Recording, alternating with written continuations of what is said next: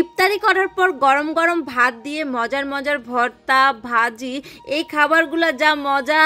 আচ্ছা, এই জিনিসগুলোর সাথে কারা কারা পরিচিত আছেন আপনারা? মনে পড়ে কি সে ছোটবেলার কথা, বা এখনো কি খান আপনারা?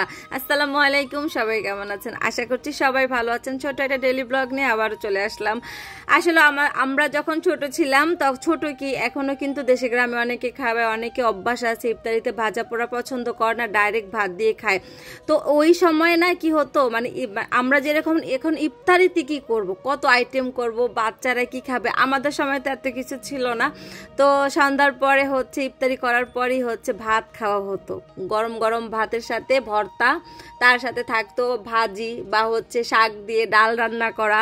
মানে হচ্ছে সন্ধ্যাবেলার খাবারের জন্য মেনুগুলো আলাদা থাকতো, আর হচ্ছে মানে সেহরিতে খাওয়ার জন্য। যেমন আমি হচ্ছে মানে আমাদের পরীক্ষাগুলো থাকতো একদম ঈদের পর পর, তো আমার আম্মু রোজা রাখতে দিতে চাইতো না, চুরি করে উঠতাম। তো যদি উঠতাম তখন আমাকে কি করতো জানেন? একটা নারিকেল দিত, বলতো যে এটাকে ভাঙা তারপরে কোরাও। দেখেন আমার মায়ের অবস্থা। এখন তো কত আপডেট, এখন তো আব্বা দুধ কলা দিয়ে খায় বা আমরাও খাই। আসলে ছোটবেলার কথা মনে পড়ে। এখনো বাড়িতে গেলে ঈদ যদি বাড়িতে করি, বেশি আজকে অনেক বছরই তো রোজার ঈদ বাড়িতে করা হয়, ঠিক সন্ধ্যার পরই আম্মু হচ্ছে যে আম্মু না খাবো না, ভাত খাবো না, জোর করে আরে অল্প খা, ঢাকা যায় ডায়েট করিস। তো আসলে কি এই জিনিসগুলা খাবারের স্বাদই আলাদা। কিন্তু এখন আমরা মানে ইফতারিতে এত ভাজা পোড়া বা বিভিন্ন আইটেমের খাবার থাকে যে দেখবেন যে আমরা সন্ধ্যা রাতে ভাতই খাই না, এমনকি সেহেরিতেও খেতে পারি না। তো অনেকে অনেক কিছু পছন্দ করেন, সেহেরিতে অনেকের দুধ কলাটা লাগে বা ইফতারিতে অনেকের অনেক কিছু লাগে। আসলে যত লাগা সব কিছুই কিন্তু বাচ্চাদের জন্যই, নিজেদের জন্য না। তো যাই হোক, এখানে হচ্ছে এটা গত পরশু দিনের ভিডিও, সরি।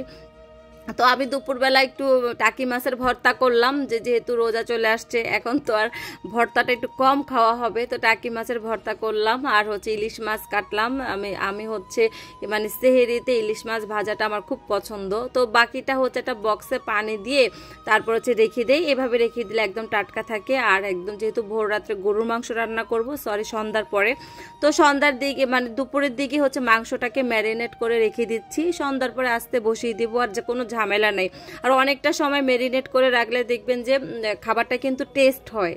তো যাই হোক, এখানে মাংস একটু পরিমাণে কম নিচ্ছি, কারণ যেহেতু এখন রোজার মাস, এত বেশি খাওয়া হয় না, আর খাওয়াও যায় না, বাচ্চারাও খেতে পারে না, আমরা নিজেরাও খেতে পারি না। আর আমি তো এমনিও ভাত কম খাই, কিন্তু সে মাংস 2 দিন পর্যন্তই ছিল, এখনও আছে, বুঝেন আল্লাহ। তো আলহামদুলিল্লাহ আমার 2 ছেলে রোজা রাখছে, দোয়া করেন। মাহিদি তো অনেক বছর পর্যন্ত রাখছে, সানবিও এখন চেষ্টা করছে। তো যাই হোক, সন্ধ্যার পরে এটা মাংসটা আস্তে জাল করে কমিয়ে মানে বসিয়ে দিলাম, একদম নিবু আছে। অনেকটা সময় কষিয়ে রান্না করেছি, কোনো ঝোল দেই নেই, ওই মাখানো পানিতেই, বুঝছেন, বুঝে নিতাম। খুব মজা হয়েছে। আর ছেলে বলতেছে তুমি এত ফ্রোজেন খাবার করেছো, আমার জন্য তুমি কিছু একটা ভেজে দাও। তো ওকে নাগেটসটা ভেজে দিলাম, বাট নাগেটসটা খুব মজা হয়েছে। আসলে সব কিছু তো ফ্রোজেন করা হয়েছে, কিন্তু কোনো কিছু তো খাওয়া হয় নাই, কারণ আমি তো সব বক্সে রেখে দিয়েছি। খেয়ে ভালোই লাগলো। তো যাই হোক, গতকালকে আলহামদুলিল্লাহ প্রথম রমজানটা আমাদের শেষ হলো, আজকে দ্বিতীয় রমজান। আমরা সবাই সবার জন্য দোয়া করি। আসলে আর রমজান আসলে যে জিনিসটা হয় দেখবেন, আমরা খাবার টাবার যতই ফ্রিজ ভর্তি করে রাখি না কেন, খাওয়া হয় না। তো যাই হোক, আমরা আমাদের প্রয়োজন অনুযায়ী খাবো। আর আসলে যার ফ্যামিলির স্বাস্থ্যগত ব্যাপারটা তারা ভালোই বোঝে। আমরা অনেকেই বলি এত খায়, অয়েলি, এটা সেটা দরকার নেই, কিন্তু যার ফ্যামিলিগত বিষয়গুলো সেই ভালো মতো জানে। তো এদিকে একটু ডালও রান্না করেছি। দেখেন, ডাল দেখে কেউ হাইসার না, একদম অল্প। এই ডালও সবাই 1 চামচ করে খাইছে, বাকিটা রয়ে গেছে, এরপরে বাকিটা আমার আপাকে দিয়ে দিছি। আর এই যে এটা হচ্ছে রাত মেবি 12টা বাজে, তখন ইলিশ মাছ ভেজে নিলাম আমাদের 4 জনের জন্য, 4 পিস, কিন্তু ছোটটা খায় নাই।